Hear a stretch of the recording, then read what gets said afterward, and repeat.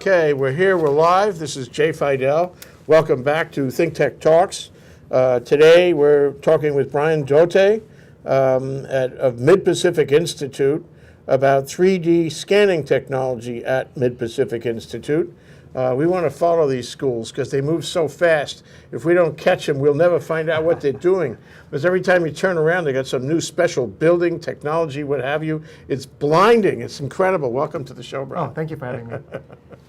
So, Mid-Pacific Institute, what do you think of it anyway? Oh, I love it. I haven't started yet. I'll be starting soon. But my daughter's a student there, and I love everything the school is doing, everything the school is headed towards, and technology is at its roots there. And so I'm really excited about that. Started? What do you mean started? When, You haven't started there? Oh, yeah. So I started August 1st. Are you applying as a child or what? Oh, no. Because I'd like to go too myself. You want to join me? We can be the class of 2030 or something. What are you going to do there? I'll be the Chief Innovation Officer. Oh, of course. I knew this. And this is going to be, let's see, in that fabulous building there. Yeah. Is that the one that Harry Weinberg made We have possible? the Weinberg Hartley Complex, which is a science and tech area. It's got classrooms above and a really cool space below with computers and green screen like we have here. And those modular Exactly. little affairs where the kids can talk to each other? Yes, they're built in little triangular modular units where kids are facing each other. It's really an ingenious space, good use of modular technology where we can swap things in and out. And they're working on expanding it a little bit and making it more of a makerspace as well. So, sort of like that makerspace in Iolani, which is really very interesting. Exactly. What's his name? Kerry Inoue runs that. He's a great guy. Oh, yeah? Okay. I had some traffic with him. At the Sullivan Center. Yeah, at the Sullivan Center. The main floor as you walk in, whatever you do, you come into, that room is right there, and you look through the glass windows. Oh my God, what are they doing in there now? Anything goes. So let's talk about how these schools are changing. And you were on Hawaii Public Radio just yesterday for this discussion. So give me a précis about that discussion so we can tell everybody what you said yesterday, because it's the sound file is not yet up on hawaiipublicradio.org. So yesterday we were talking with Josh Rapun from Iolani and Casey Agena from Punahou, and we're talking mostly about innovation. And when we talk about innovation, obviously the conversation moves back to technology. And so what we're doing at Mid-Pacific Institute is we are making sure that we're integrating technology into the school and the curriculum, but integrating it so that it's across the board. It's something that we can start at the kindergarten level and take it all the way through to high school and the 12th grade level. And so a good example, talking today about the 3D scanning technology, it's not where we bring in the equipment and expertise and have it in one class, but it's where we can spread it across the entire curriculum and make sure we have exposure to this technology throughout a student's experience at MPI. Well, I did a program courtesy Pat Bygold, your public relations agent, good guy. It had to be 6 or 8 months ago, I think, at MPI, and we went around and looked at those spaces, and we talked to some of the kids, and sort of got a handle on where the iPad initiative fit. Story is, if you don't know, that MidPac actually bought iPads for every kid in the school. 1,600 units. Oh boy, quite an undertaking. And surprise of surprises, they found that the kids were teaching the teachers about the iPads, which was really wonderful. And the fact is, too, that the iPad became relevant in nearly everything they did. So the school was, that's my Android. See, whenever I say something about iPad, the Android makes these complaint noises. It's Googling. Anyway, it was very impressive to see the iPad, so central. It had worked its way into a central place, and every teacher was using it, every class, everybody. And I think, I spoke to a number of teachers to make this movie, but the one who blew me away, and he's kind of like you, I think, I think you remind me of his, Mark Hines. I heard a lot of great things about Mark. He was like a locomotive, He was so dedicated. And, I wish I could have used all the footage I got from him because it was just an amazing discussion. And so, the whole thing at MPI is an amazing discussion. Not to say that the three schools that I can think of, MidPac and Iolani and Punahou are competing, but they all are moving, in that direction. And they're all putting lots of money into it, and they're reorganizing their curriculum, and they're making 21st century students out of every kid who attends, which is really good because it prepares these kids for the modern world. Exactly. You cannot. Exactly. And meanwhile, I look at the newspaper and it tells me that we're going to give computers to every kid in the DOE. You saw that, and now they're not. It's being hung up in the ledge. So somebody has to screw his head on right here. Never mind. Sorry. You were saying? No, I forget what I was saying. I was saying with the iPads in the classrooms.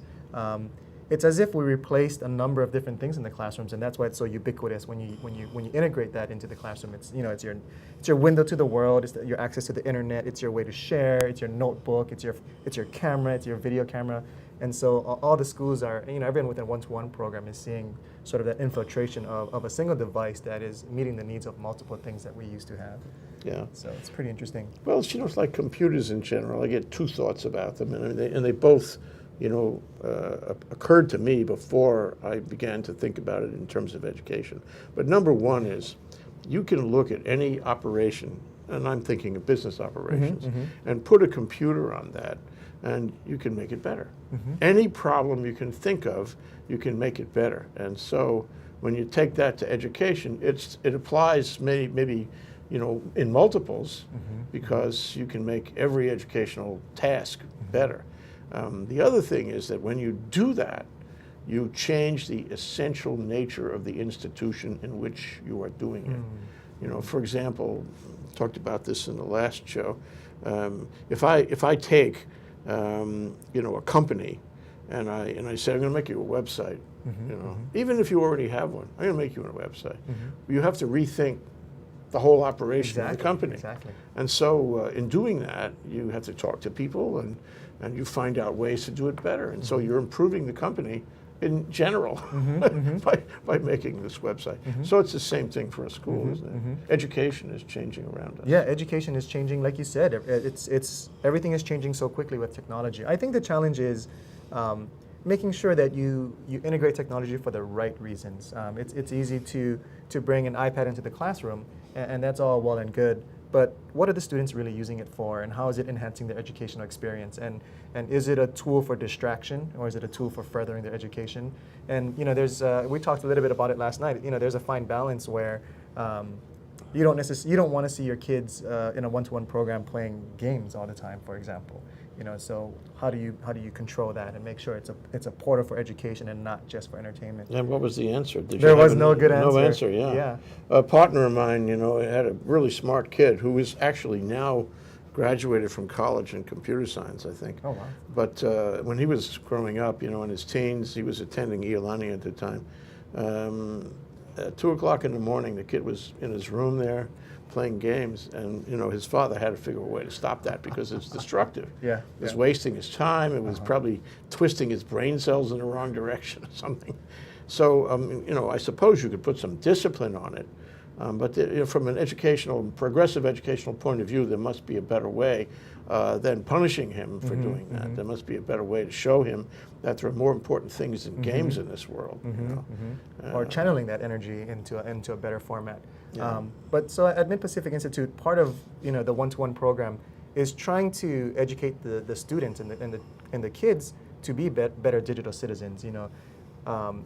Be aware of their digital footprint online and be aware and conscious of what they're using and how they're using it. And so, with freedom of an iPad, you also need to try and instill that discipline and teach them the best ways to go about it in this this new frontier of social media and access to the internet 24/7. Yeah, but you know what? We had a Skype call that was set up a few days ago. We do a lot of Skype to very far away places, and we talk to them, on Skype, and we hadn't realized this one particular guest who was far away. He was trying to do his Skype call with us on iPad. Oh, wow. And it didn't work very well. I think you got to have better, or more robust equipment if you want to do reliable, video Skype experience. But anyway, so, I'm thinking that you have to somehow get them to see the progressive, constructive side of doing that. And I mean, it's possible to apply an iPad or apps to nearly anything. And so there must be a way to, get kids to see that this is the best course is to use it in the most constructive way.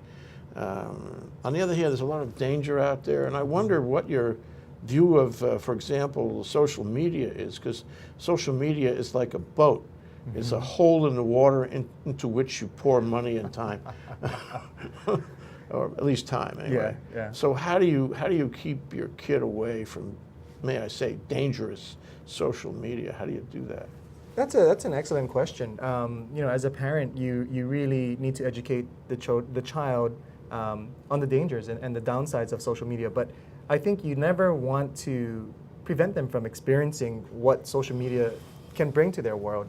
Through social media, through Instagram or Facebook and all of these other tools, they can meet and interact with a greater community that they may not otherwise. And I think those connections are good things to have. Yeah. But with a dose of reality, there's always the bad side of that, and making sure that they understand what to put online and what to share about yourself. You're not putting your address or saying what school you go to, or your parents' names or that kind of things. You're being very cautious about what you put out there.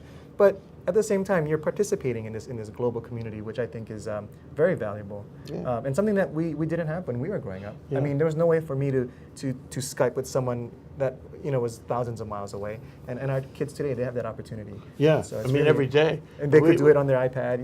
On the iPad, FaceTime, theoretically. and- yeah. Well, we had a meeting with the judiciary about a year ago, and Dan Luke and me, we Kaizo. talked to them. Yeah, and his view of it was, well, you guys should get into social media. My view of it was, you guys, you don't want to get too public about your presence because you're judges. And it's an interesting question. It's Yeah. the same thing with kids. You don't want to get too public. There was something it was on HPR or NPR yesterday.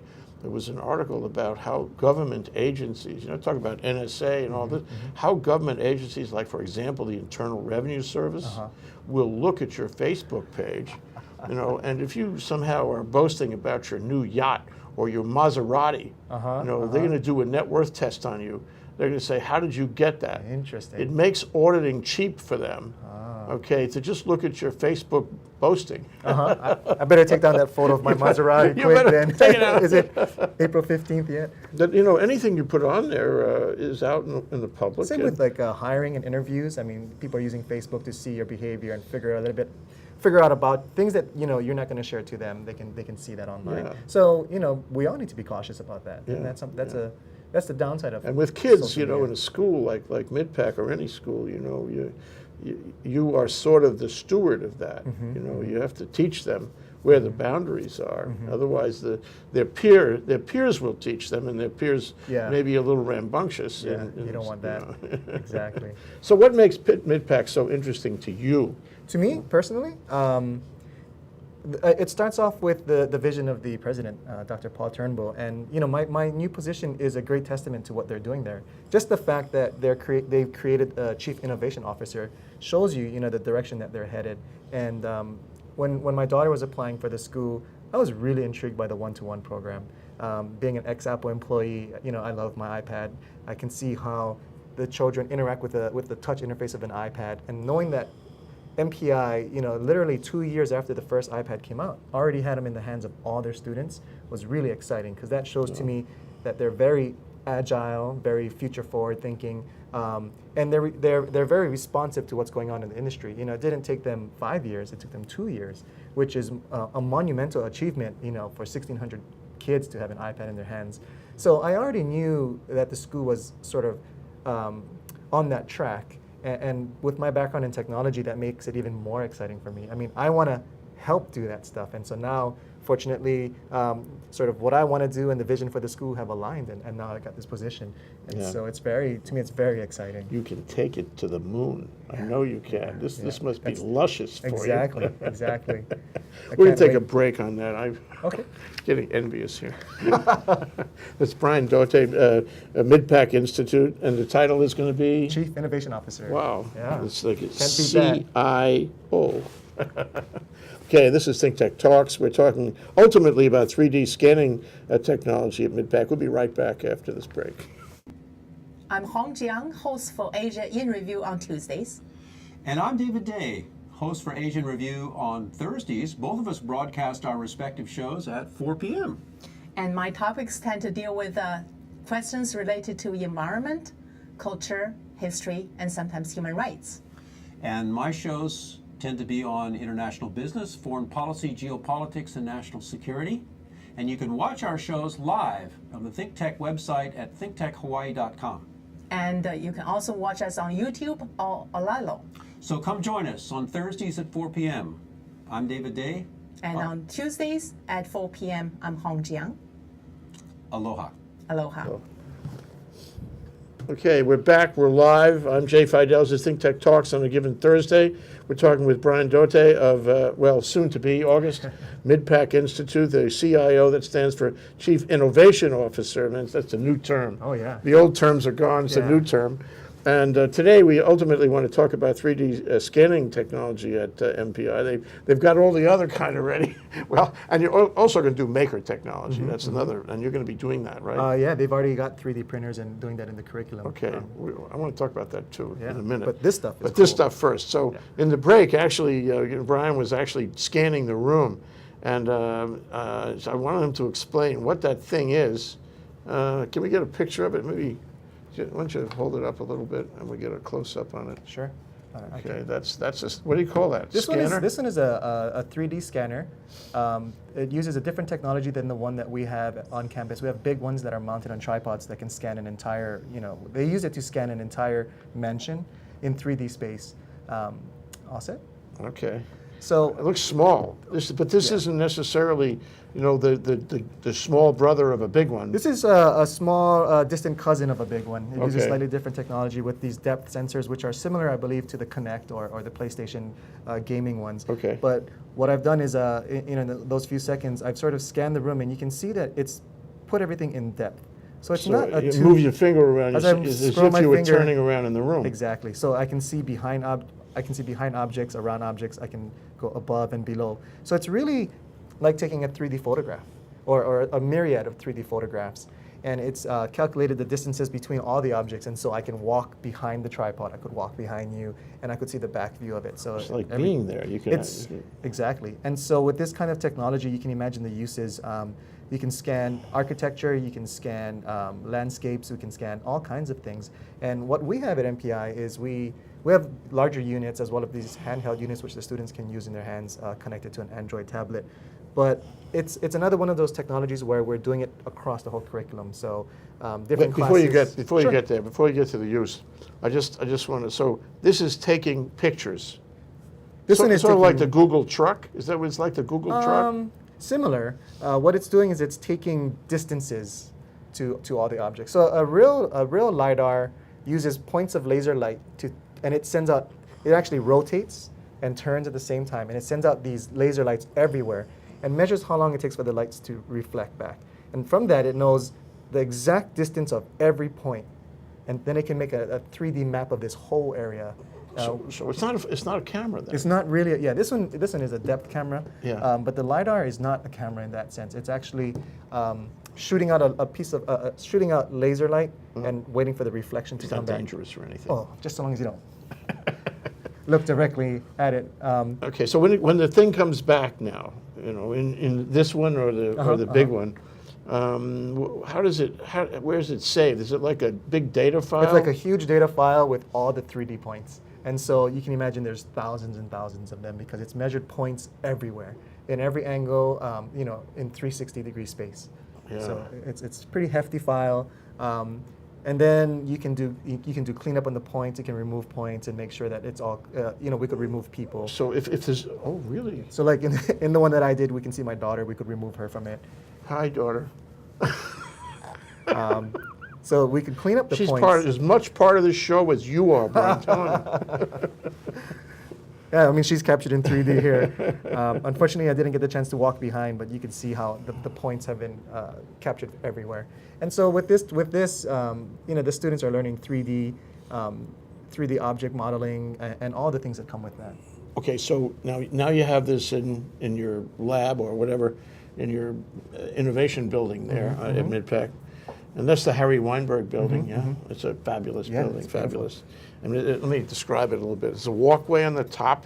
You can walk around, and you can sit down at a table and collaborate with your students or teachers. And then you can look down, right, into this sort of thinking floor. And the thinking floor has these little sort of, little areas of group discussion. And they're circular, yeah? And around a sort of central post, each one of them, and it's wireless to beat the band, and everybody walks around with the iPad, and then there's a video lab in there's there. a green screen room. Really first class. yeah. You know, I wish we can use it once in a while. You should come by and visit. We could record something.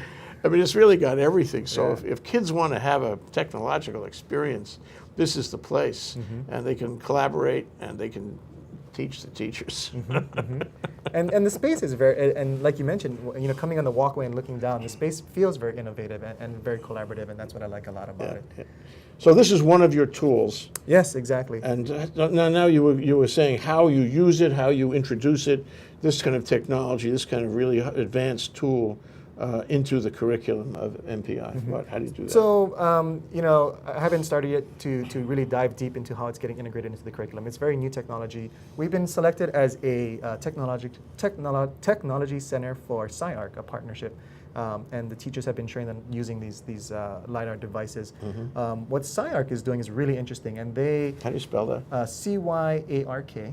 It's just a name? Yeah, it's a name of an organization, and they are trying to preserve World Heritage sites using things like this so that it can be preserved forever, so that we can and rebuilt if necessary. Exactly. Yeah, we can visit it, in 3D space, virtually, and so they're going out and trying to make sure that we get these things before they're lost and destroyed.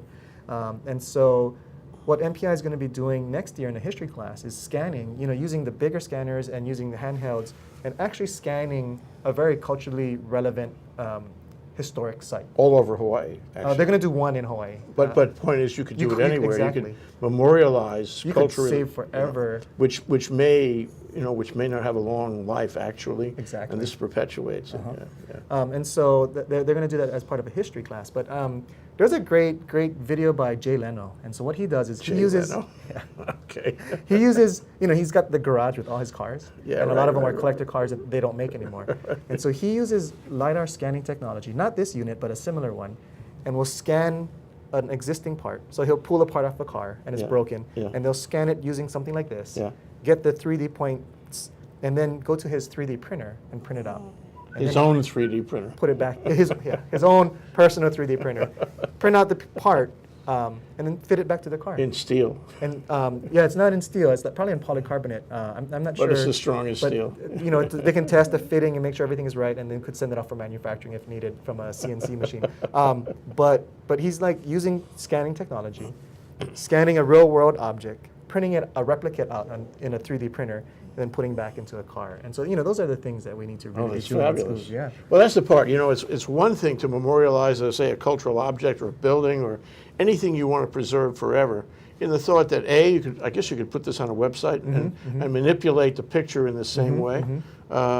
B, you could actually build it again. Exactly. You could make architectural plans out of this. Maybe this is, in a sense, an architectural plan. Yeah. If I gave this to an architect, he'd know what to do with it, yeah? Hopefully, yeah. I bet. It's kind of new, cutting-edge technology. But there's a movie that came out a little while ago, Pompeii. And what they did was they took these 3D scanners, these LiDAR scanners, and scanned the ruins to recreate the city in the movie. And so the background and the backdrops and all of the things in the movie are 3D representations of scans that they've done to the ruins. And so you're right. We could recreate them if needed, or we could visit them, in virtual reality if we also wanted to. So who needs a movie set anymore? Yeah, let's go You scan the real thing, right? Anywhere in the world, and you can have whatever you want, right down to the last detail. Yeah. This somehow changes everything. How about a museum? Exactly. Talk about culturally important, places. You could have a museum of this sort of thing. It reminds me of the Singapore History Museum. Okay. Not to divert too far here. Never been. How is it? It's a Singapore History Museum is amazing because all it is a bunch of televisions. The whole thing, just televisions. So if you want to find out something that happened in the history of Singapore, you go to that television and it plays a video for you. Okay, you want to find out. So, and the whole thing is organized, linearly by time. And so it's a new idea about museums. It's very creative, I think.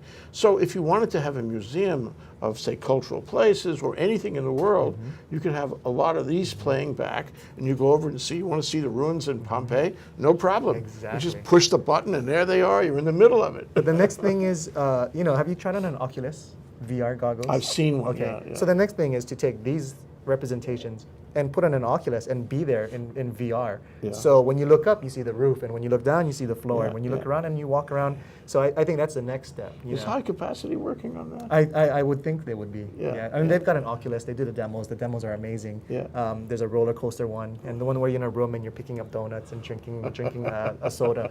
It's an alternative It's universe. it's really neat. But this is 3D, so it's not. We could go around objects or go behind objects and really get a sense of being there. And so it would be really neat to see this in a museum where you could put on goggles and be walking through Pompeii, Yeah. for example. Or, I mean, to put it on a business level, you could design living space. It's more than architecture. It's a quality of life space. And you could say, well, I need to walk this way. I need a room to be a little bigger, a little smaller. I can create, sort of a very personal space that just works for me. Does everything I want. I can create my own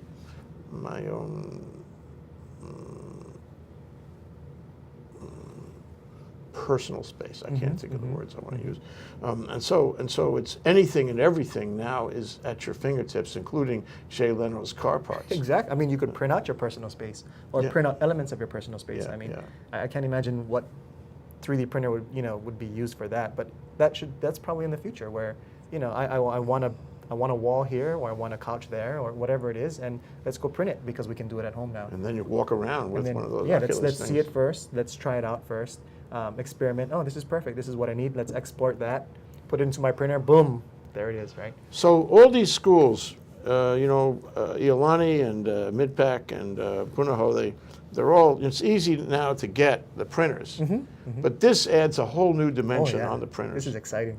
Yeah. Yeah. And I understand now why it takes a little time to figure out exactly how you're going to integrate that Exactly, into the exactly. school.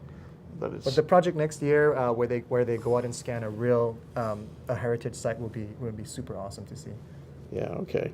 What other technology? What other plans do you have as the putative chief innovation officer? I'm sure your mind is dancing with possibilities. Yeah, it's hard to go to sleep at night. So much things that we can do. Another big area that I'm really focused on, especially with my background as a software engineer, is to bring coding through all levels of the curriculum as well. So this past semester, I started teaching an after-school class in programming on the iPad for 3rd to 5th graders. And so we're using the iPad and a piece of software called Hopscotch to teach programming concepts to the young ones, in the hope that we can perpetuate that coding mindset throughout all the other grades and bring it into the middle school and bring it into the high school, so that at Mid-Pacific Institute we'll have a whole slew of programmers and software engineers coming out of our campus in the future. Perfect. And to me, that's pretty valuable. I remember Bill Gates a few years ago made a trip around the country trying to incentivize kids in college to study software. And he had a lot of trouble doing it. He wound up hiring all these guys from everywhere else in the world, but not the U.S., which is really, But we need to do this. This is, in fact, it's a just-in-time thing that we can create kids who are software savvy. Exactly. You know, let's take one more break and come back and detail that Okay. out. That's Brian Dote, Mid-Pacific Institute, the Chief Innovation Officer there, starting in August. This is ThinkTech Talks. We're talking about scanning technology at MPI and much more. We'll be right back. Aloha, I'm Nicole Horry for ThinkTech. For nearly half a century, the Hawaii Foreign Trade Zone No. 9 has brought the benefits of the Foreign Trade Zone program to Hawaii businesses and entrepreneurs. DBET, the Department of Business, Economic Development and Tourism, operates Hawaii's Foreign Trade Zone program to encourage international business and economic development. The Foreign Trade Zone's mission is to increase the amount of international trading activity in Hawaii, thereby providing employment opportunities for the residents of our island state. For more information, see ftz9.org. I'm Nicole Horry. Mahalo. Okay, we're back. We're live. I'm Jay Fidell, having a good day. I'm with Brian Dote of Mid-Pacific Institute, the Chief Innovation Officer there. And we're talking about scanning technology and other technology at Mid-Pacific. So, you know, I just submitted a movie to OC16 involving the DevCon, or Dev League, Developer League, you know, with Jason Sewell and, Russell Chang. There's a third fellow, I don't know him, who's involved. And they give you this in-depth, you know, emerging course, emergence course in all kinds of software right now, all day, you know, 12 hours a day or something, until you get it, and then you emerge as a software person. And it seems to me that it's not a bad idea for MidPac or any other school to teach a broad array of programs, a broad array of techniques, and have a person sort of cross the river on that and fully understand. I said fully is a big word, but largely understand how software works. You're going to do that, aren't you? My goal is to have MPI turn out a bunch of app entrepreneurs in the future that have built products, real world consumer products, possibly commercial successes, and they can do it all before their 12th grade. There's no reason why that's not possible. That's the best age, actually. Yeah, exactly. Their minds are open. I'm a frequent judge at science fairs here locally, and I'm always picked to judge the computer science division. And a few years ago, a student built a game. It was an iPad game, and it was part of his science fair project, and it dealt with orbits and other things. It had pretty complex math. And I looked at him, and he's like a junior. And he's doing the things that you would be doing in the industry. He may not, he's not a professional, he's not getting paid, but he has the passion to do these things. And it's those folks that I want to inspire at MPI and give them the tools and the education they need to be successful at that. Because there's no reason why a 17-year-old student can't be programming iPhone games or iPhone apps or turning an iPhone app into a business even. And that's exciting. And that is very exciting. I think that's the barrier to entry to that is really low. I think we've got the students here in Hawaii that can do it. And so we just need to foster that community. And DevLeague is a great one. We're working with DevLeague to they're doing a Minecraft mod class for the summer. Because, Minecraft and kids, it's insane. They love it. They live and breathe Minecraft. And so what they're going to be doing is teaching the younger ones to write their own mods for Minecraft. And so we're hoping to host that at MPI for the summer for them. And so they're doing great things as well. So, you've seen both sides of the street on this. You've seen the industrial side. You've seen, may I say, the big boys. And you came back from that. And now you're doing more altruistic things. I know it's a job, but it's still altruistic as far as I'm concerned. And you're trying to build a capacity, competency in the state on tech things. I guess my first question is why? And my second question is how far can you take it in terms of changing, changing the way the state works on training tech kids and building a tech industry? First question, why? I think I want this future for my kids. I want, one of whom is right here. Yeah, I always go back to my daughter. Let the record reflect you waved back at me. She didn't wave back at me. She waved back now. I want her to have, and it goes deeper than just children, but especially women in technology. I want girls of my daughter's age to be inspired by the sciences and technology, and to know that they have the capability and the capacity to be programmers, world-class programmers, starting their own businesses, building apps and or doing this kind of technology, scanning, and that it's accessible to them and that they're excited by it. I want to excite them when they're young and make sure, and so I want to build this so when they're young, they're excited by it, and as they get older, they get deeper into it, and hopefully, if they enjoy it, then they can stick with it into a career. As far as how far we can take it, what my probably naive point of view is that if we can generate a few knockout successes, that'll bring this whole thing together. It'll start the ball rolling faster and faster. So if we were to have one or two students, say, build iPhone apps that become incredibly successful, I think that would start the ball rolling, and the state and everyone else would be behind that as they see these beacons of success out there. How did they do that? What did they need to learn to be successful in what they did? How can we replicate that? How can we be like those guys? I take Instagram as an example. Let's say 3 students from a high school here in Hawaii build an Instagram app, and it sells for hundreds of millions of dollars. Who at that age wouldn't want to be doing the same thing and wouldn't be excited by the possibility and wouldn't want to know what they did to get there? And how can I get there? How can I follow in their footsteps? How can I stand on their shoulders and go even farther? Because as that culture grows and grows, it'll just get bigger and bigger and bigger and start to permeate, everywhere in the state. I think you're already seeing that today with all of the startups, the accelerators, Blue Startups and all of the other accelerators, as well as things like DevLeague, all of the hackathons that are going on, the civic hackathons. And I think we're right on the cusp of gaining a lot of momentum. And so I think there's no end to where we can go. I think we could be the next big Silicon Valley thing. How long it'll take? It'll take a long time. How do we get there? I think we start putting together a string of successes. Okay, wow, that's I knew you were going to say that. Yeah. I was reading from your notes. But that has a real flavor about it, actually, because things are coming together. But let me investigate with you the things that might stand in the way. Okay, we're notorious for lack of capital. Okay. And you can do startups to a point without capital. Exactly. I mean, I went and talked to Hawala Greavy a few days ago, and he's bootstrap all the way. Oh yeah. He's always bootstrap Yeah. in the man cave. I call this office the man cave. Because it's long and narrow. Exactly. With his midnight sessions, like playing the computer like a virtuoso. But you ultimately need capital to do an enterprise level program. I mean, if an app is going to be a real crowd pleaser, if it's going to be of national interest, which is what you're talking about, it needs capital. So, I mean, how do you see that evolving?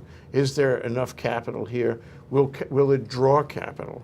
Yeah, Is there some way to I think solve it's the that? latter. I think there's a lot of capital here, obviously, and it can take these ideas from the early stages to a certain point, but to sort of jump that gap, I think you draw in money from the outside, which you can draw money from the outside here. I don't see why you couldn't do that.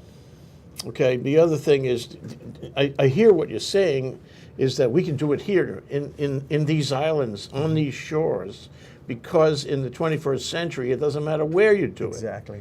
All you got to do is do it well. And the barrier to entry is a lot lower than, if you were Tesla and you're making an electric car, the difference between that and doing the next Instagram is significantly huge. It's not, you don't need the same startup capital to get to that point, and the barrier to entry is a lot lower. And so I think it's possible to do it here. But you're right, there's a lot of challenges, and the challenges that I face all the time is, it's like trying to make a blockbuster movie outside of Hollywood. The critical pieces are not. Use the scanner for the sets. Yeah. Obviously. The critical pieces are not here. So, if you have critical math in Silicon Valley, you can walk across the street and get what you need. Right. And then you can hop in your car and go 5 minutes the other way and get the other thing that you need. Right. And it's all there. Right. And everyone that you need is there, and all the brain power is there, and everything's there, and the money's there. Here, for certain things, the nearest, whatever it is you need, is 3,000-4,000 miles away. And so that's a challenge. But the hope is that you build you slowly build that community here. So more and more pieces are here, and we get critical mass here, where you don't have that requirement to have to go somewhere else. George Lucas made great movies, and he said, screw Hollywood, I'll go up north. And so I think we do the same thing. Yeah. Because we bring the industry to us. Yeah, and the interconnect now is easier. I mean, it's not perfect. It's not like being there in the same Exactly, room, yeah. but it's close. It's close. It's like we had a conversation with a guy with Intel last week about how you bring doctors together for collaboration, because medicine is better if you collaborate. And he sees a future where the doctors are everywhere. I mean, far away, but you bring them in by video conferencing, and it's real time. And they have a meeting, and you force them to have a meeting, and then you get really good medicine that way. Same thing here, and the same kind of technology. I've seen a number of technologists at MIC, for example, who reach around the world and who have global empires, like around multiple time zones, by talking to people on the internet, on chat, on Skype, on what have you. My company, Topiki, is an iPhone app development company, and we have contractors in the UK, all the way across the other side to India, and so we're spanning time zones everywhere. We have engineers in California, in Denver, in Maryland, and so you're right, and it's possible. But it doesn't replace some of the face-to-face time that make relationships grow, but it's definitely possible. Well, here's my last question for you. Sure. So you're in Mid-Pac Institute, and it's a high school, okay? K through 12. Okay.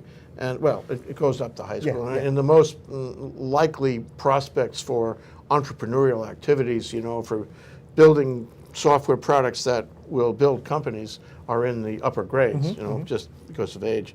And I'm thinking, if I'm a parent, okay, and I'm interested in having my kid develop his career, I want him to go to college.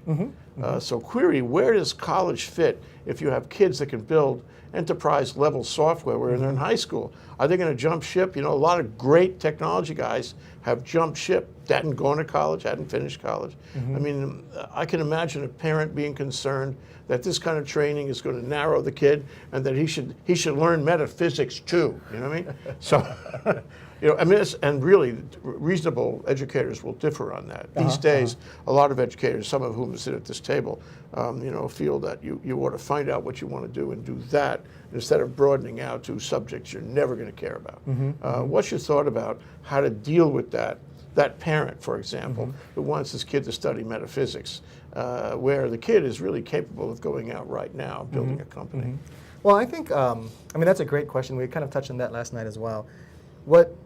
What we need to do is prepare kids to be successful in either case. I don't think it's a mutually exclusive situation where you can either be a successful entrepreneur, build your own company, or you can go to college. I think the skills that are required for both overlap, they sort of intersect. And so we should never lose sight of providing those skills. We should never focus so narrowly in on one skill set at the expense of everything else. I think we produce well-balanced students that are capable in any situation that they encounter or experience. I like both avenues. I struggle with that myself as a parent.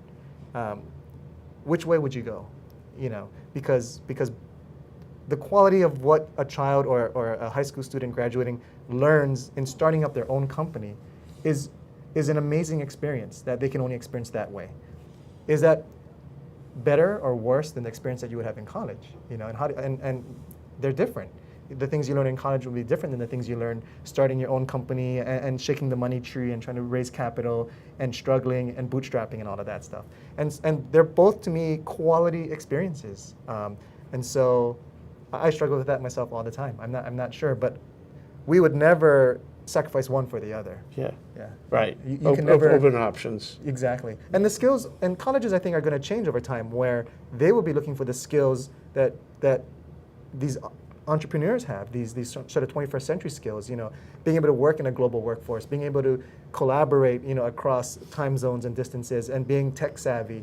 I think colleges are going to start looking for those skill sets anyway, so you'd be successful in any route you went. It will make you more valuable in every capacity. Why wouldn't a college want a student like that? They would. And just a note before we close here. I had lunch with the vice mayor of Beijing, and I said, Mr. Vice Mayor, it's wonderful that 29% of all of your college graduates have, degrees in engineering, including the lawyers.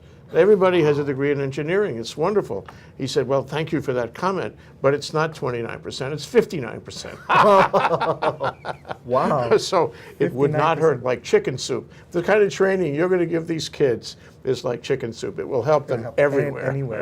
Anywhere in life, yeah.